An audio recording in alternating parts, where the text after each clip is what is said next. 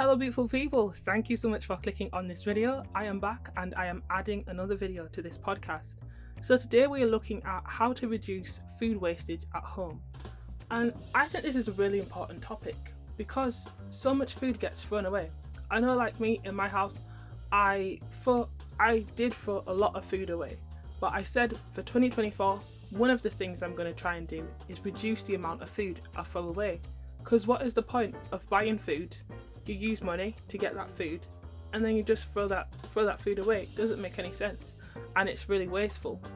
Also, in the process of getting that food on the shelf when you go to the supermarket, it has to go through a process. So obviously the farmers, they will grow that food and then they'll use transport to transport that food to the shop. So if you're throwing food away, it's like all of that resource that has been used in making that food, it's all wasted and it gets thrown away. So I think it's really, really important. And collectively, I just think about how much food I used to throw away in my house. And then I think about, okay, my neighbours and how much food they're throwing away. And collectively, you see that this is actually a huge problem when you think about people throwing food away in their house. You think about restaurants, how much they throw away, supermarkets, cafes. It's a massive problem. Okay, so the first tip is when it comes to cooking items such as pasta, rice and beans, always cook slightly less than what you think. I found in my personal life that I was throwing away a lot of pasta, rice and beans because I would always cook too much of these items. But you forget that when you boil them, when you cook them, they actually absorb water and they expand and they grow. So it's best to cook less rather than more. And this will mean that you're throwing away less. Secondly, before you actually go to the shops and buy food, actually look at what you already have in your house. It makes more sense to use up what you already have than to go out and buy more food. And the nice thing is, this can allow you to be more creative. So sometimes I might just have a few things in the house, a few things in the fridge, but I'll say to myself, what can I cook with the things I already have? And it allows me to be creative because I can come up with a new recipe or a new thing, a new food idea that I wouldn't have come up with if I just went out and buy the things that I usually buy. And again, by using the food that you already have, you will save money. Okay, so the next tip is that when you are actually serving food for someone, or if you're fixing them a plate, always ask them. It's really easy to assume that they are really hungry, but they might not be hungry. They might just want a small portion. So always ask. If I'm fixing a plate, I'll say, how much do you want? Are you hungry? Are you not so hungry? And that way, you prevent food from getting thrown away. Also, another thing that's helped me a lot is now, before I go to the shop, I will check the fridge and I'll check my cupboards and I'll make sure that I am not gonna buy what I already have at home. Because so many times I'll go to the shops and I'll be like, okay, I need to buy peppers, I need to buy these things. And then I go home and like, I bought peppers, we already had peppers. So it's really important to take time to check what you've got at home before you go to the shop. And another thing that I try to do is I always try to make a list. I always make a list, usually on my phone, I'll just make a list of the things that I need. And also when I make the list, I try not to think of individual food items, but I try to think of meals. So I'll say to myself, okay, what meals am I thinking I'm going to eat this week? And then from there, I can figure out what ingredients I need to buy. And I think that when you make a list, it makes your shopping more focused. Because when you go to the shop, you'll be looking at your list. And the way the shops are designed, they are designed to make you buy as many things as possible. So as you're walking through the shops, you'll see lots of special offers, you'll see lots of discounted items, and it's like they want you to just go crazy and buy loads of things. But I find that when I have a list, it just makes my shop more focused and I'll be focusing on the things that are on the list. And that brings me to the next point, which is just because something's on offer and just because you see it at a discounted price, it doesn't mean you have to buy it. So a lot of the time you might see 2 for 1, or if you buy more of a particular item, you'll get money off. But the problem is you might buy that item and you get money off, but then if you end up throwing it away, you're not really saving any money. You're actually wasting money. So before you actually make use of the special offers and buy more than you need, make sure it's actually that product that you're buying is actually something that you're going to use. I actually love a bargain, and I actually love being able to get food for like half price or being able to get discounted food, and it's actually saved me so much money. Sometimes just going to the shop when I know they're going to do discount and I can get lots of like reductions and things like that. But I found that you've got to be careful, because the reason those foods are discounted is because they're coming close to the best before date or to the use by date. So if you're like me and you like to get a bargain and you like to get discounted food, you need to make sure that you are storing it in the right way. For example, putting it in the freezer or just using up those discounted foods before the other fresher foods, because if not, they'll spoil. And that's happened to me quite a few times where I've got loads of like discounted food. I'm like, wow, look at all this food, it's all half price, it's super cheap, I've saved so much money.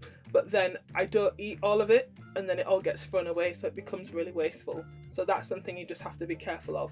But now what I do is, if I do get discounted food, just put it in the freezer, and at least that way it will stay fresh.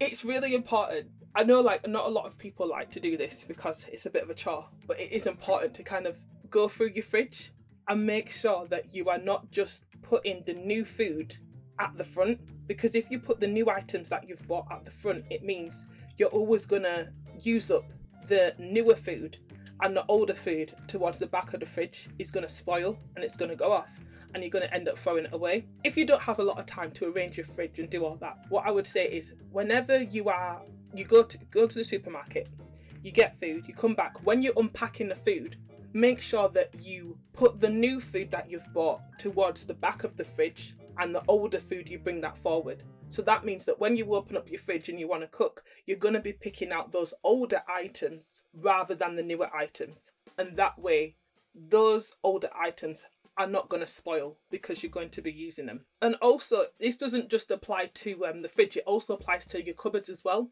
So always make sure, let's say if you've got spices or you've got tinned goods in your cupboards, make sure you are using the older ones first, and they should be at the front of the cupboard so they're within easy reach, and when you're cooking you can reach for those items first.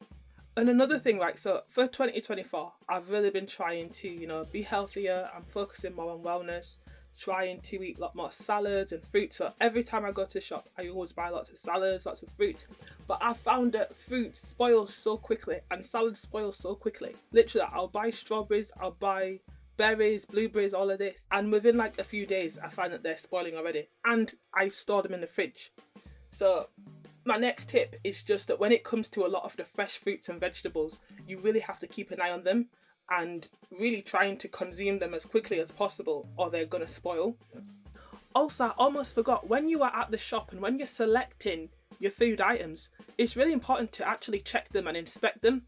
A couple of times I've been in the shop and I'll go and I'll get a pepper and I'll look at the bag and I'm like, there's actually, it's crazy, but there's actually like a rotten pepper in there. Like, I thought this is meant to be fresh. So always just check and inspect your vegetables and just anything you're buying, just check and make sure it is actually fresh before buying it. Another thing is, if you have a freezer, try to make use of the freezer and just trying to store things correctly. Okay, so my final point is just that you can actually make use of apps. Restaurants, cafes and supermarkets, they will tend to have extra food because they don't want to run out of food, right? But it means that in getting extra food, it's likely that a lot of that food is going to be thrown away. But you can actually help the issue by saying you are interested in that food. And rather than it being thrown away, you can get that surplus food for a discounted price. It's a really good idea, and I actually tried it out with an app called Too Good To Go. So I downloaded that app on my phone and I thought, I'm going to try this out. And the way it works is you put in your address or your postcode, and then it will show you all the restaurants, cafes, bakeries, supermarkets that have surplus food, and then you can just you'll pay and you say that you're interested. So what they do is they will put the extra food into a surprise bag. You cannot control what is in the surprise bag. It will just be anything. So if you do use this particular app, you have to make sure that you're not really a fussy eater. You can select if you want a vegan or vegetarian bag, but you can't actually control what goes into the bag. So I selected that I wanted a surprise bag from Greggs, and it cost about £2.95. But I was actually pleasantly surprised, and within the bag, like, there was a lot of different things. So I think I got like 2 sandwiches, a toastie, I got some sweet stuff. I think it was like some kind of ice bun or something like that. But it was pretty good, and that was for £2.95. You know, I think I probably got between £8 and £10 worth of food. So I was pleasantly surprised because I didn't expect to get that much in the surprise bag. So I've had a really pleasant experience using the app, and I do recommend it. Really do recommend it, because you can get like food from a cafe or any extra food for a discounted price, so you actually save money, and at the same time you just stop the food going to waste. So I really do recommend that. But yeah, that's pretty much it for this podcast. I hope you enjoyed it, and I hope I've given you some tips that you can use to reduce food wastage. I've got more videos coming soon, so please stay tuned. If you enjoyed it, don't forget to give it a thumbs up, and also if you're not subscribed, don't forget to subscribe to this channel. Yeah, that's it for me. I hope you have a great day. Bye.